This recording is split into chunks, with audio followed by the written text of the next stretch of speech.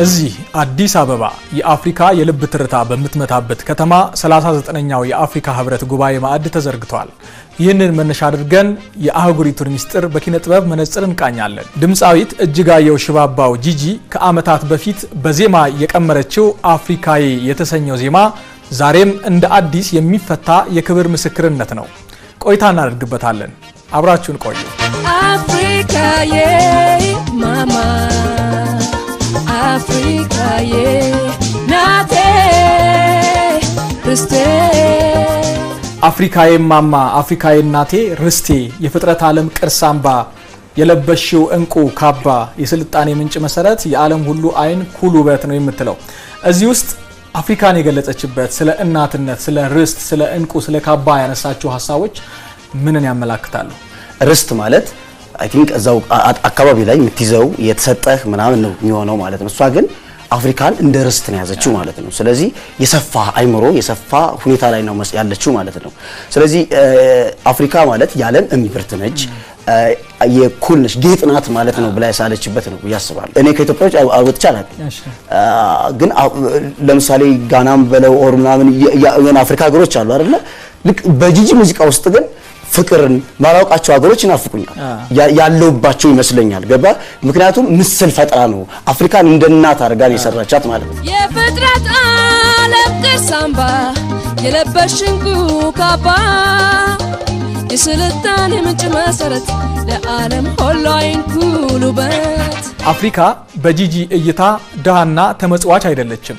ይልቁንም የጥንታዊ ስልጣኔ እናት ለዓለም ውበትን የምታበድር የአይን ኩል ናት።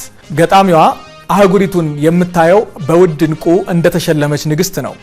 ይህ የትላንት ማንነታችን ማሳያ ነው። እኛ ከታሪክ ጀርባ ሳይሆን የታሪክ ፈጣሪዎች መሆናችንን የሚነግር የቃላት ሰይፍ ነው። ኢትዮጵያን ወይ ደግሞ አፍሪካን እኛ በምንስላት ሐሳብ ሌሎች በሚስሉት ደግሞ የተለያየ ነው የሚሆነው።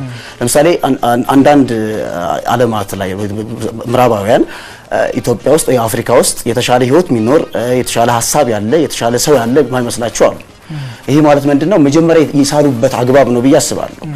ጂጂ ግን እውነት ለመናገር ከሆነ አፍሪካን ቀባብታ በስነ ስርዓት በቅኔም ባንጓም የሰራችው ነው ብዬ አስባለሁ።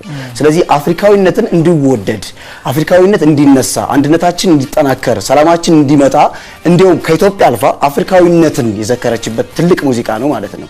እኛ ደግሞ መጠናከር ያለብን ሰላም እንደሚያስፈልገን ፍቅር እንደሚያስፈልገንና ድንበር የለሽ ወይ ደግሞ አሁን አፍሪካዊነት ድንበሬ ነው ያለችው አይደል? ሰማይ ሁሉ የኔ ነው ያለችውና አንድነትን ልትገልጽበት የሞከረችበት ይመስለኛል። ሞት ቢረክስም በውስጥሽ ምን ቢጸየፉ ቢንቁሽ በልጆችሽ ትግል ቀን ይቦታል ማባክሽ አይዞሽ። ጂጂ የታሪክን ጠባሳ አልካደችም።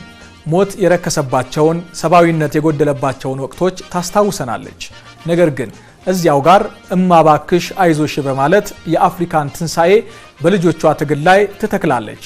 መከራው ሳይሆን መከራውን የምንሻገርበት ጥቁር ክንድ ትኩረቷ ነው። ጂጂን ሲገልጻት ክፉ ባለቅኔ ነው የሚላት እና እውነት ነው። የሆነውንም ኤክስፔክቴሽን ታደርጋለች፣ የሚሆነውንም ትናገራለች።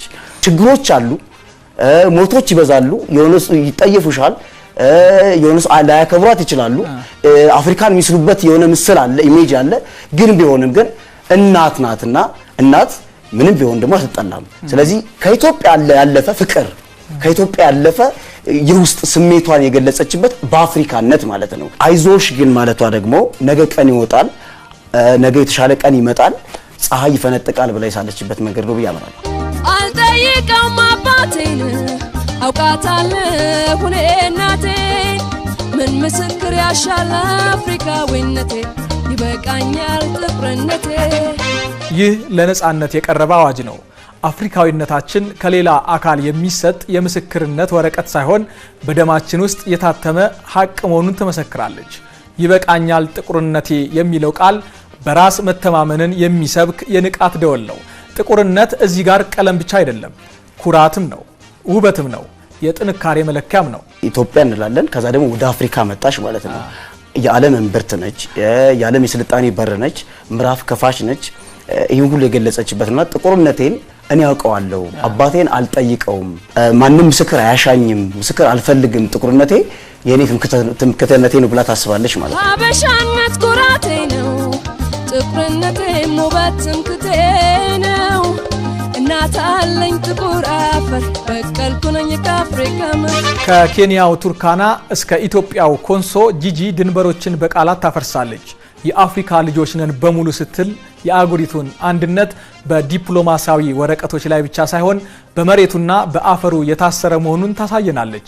ጥቁር አፍሪካዊ ወንድሜ አለው ለትግል ከጎን ቆሜ ትለናለች። ቱርካና ኮንሶ ሀበሻ ዙሉ የአፍሪካ ልጆች ነን በሙሉ አለው ለትግል ከጎን ቆሜ ስኮር አፍሪካዊ ወንድሜ እንኳንስ አጊጦ ደምቆ ለማማረ እንኳንስ ተምሮ በወግ ለመዳረ ሀገር ያስፈልጋል አብደው ለመኖር የሚል ግጥም ነበርና ምንድነው ይሄ ሁሉ ስልጣኔውም አፍሪካነትን የምትገልጽበት ሌሎች በተለይ ለምዕራባውያን አንድነታችን አሁን በጣም ስንከፋፈል ነው አንዳንድ ነገሮች የሚመጡብን። ስለዚህ አንድነታችን መጠናከር አለበት።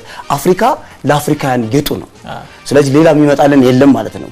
ስለዚህ አንዱ ነን የምንነድበትን መንገድ መፍጠር አለብን። ይሄ ሁሉ ግን የሚሆነው በተለይ ኢትዮጵያ መዲናም ኮሞና የተነሳ የተሻለች ወይ ደግሞ ኮሎኒያሊስት ያልተደረገች ሀገር ከመሆኑ አንፃር ሰላሙና ለአፍሪካን ምሳሌ መሆን አለባት ብዬ አምናለሁ። ያገሬ ሰማይ የኔ ነው ምድሩም አፈሩም ክብሬ ነው የኩልነቴ መለኪያ አፍሪካ አፍሪካ የእንቁ ካባዋን ዳግም የምትለብስበት ልጆቿም በጥቁርነታቸው ኮርተው ለጋራ ከፍታ የሚቆሙበት ዘመን አሁን ነው። ምክንያቱም ጂጂ እንዳለችው ምድሩም አፈሩም ሰማዩም የኛ ነውና። አብራችሁን ስለነበራችሁ እናመሰግናለን። አፍሪካ ማማ